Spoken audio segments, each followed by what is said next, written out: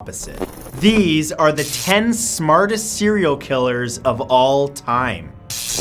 Number 1 is Ted Kaczynski. Ted Kaczynski, better known as the Unabomber, was born in Chicago, Illinois on May 22, 1942. As a child, Kaczynski was academically gifted, and in the 5th grade, he received an IQ score of 167. His high intelligence got him accepted to Harvard at only 16 years old. During his time there, he took part in brutal psychological testing that was meant to study stress. This experience and his young age are believed to have contributed to him becoming socially isolated. He went on to earn his PhD and was a professor at Berkeley, but his belief that humanity was becoming immoral and controlled by technology led him to go off the grid. For 18 years, he lived in a cabin in the woods of Montana where he built small bombs, sending them to targets across the United States. The bombs, which were impossible to trace back to Kaczynski, killed 3 people and injured 23 more. It was only because his own brother recognized his handwriting on a published copy of his manifesto that the FBI captured Kaczynski on April 3, 1996. He is still in prison serving a life sentence. Number 2 is Carol Cole.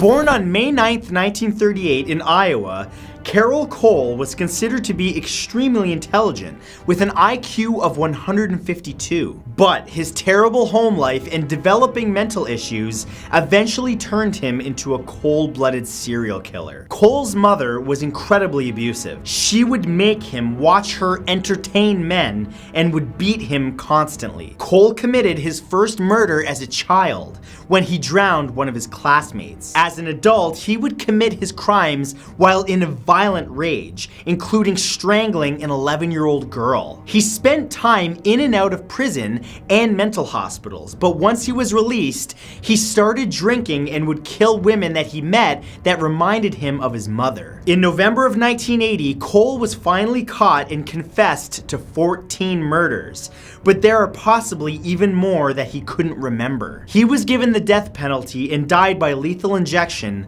on December 6, 1985. Number 3 is Jack the Ripper.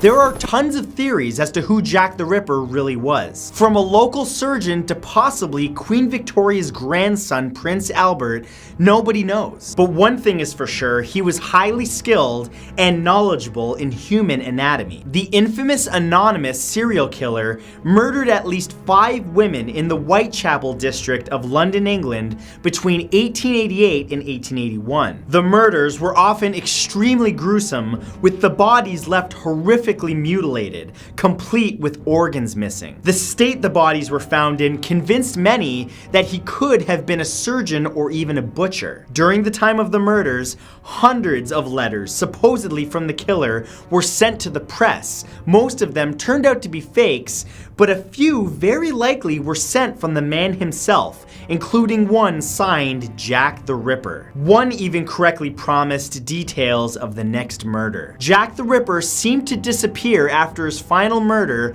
of Mary Kelly, and despite developments in forensic technology, he evaded police and was never identified.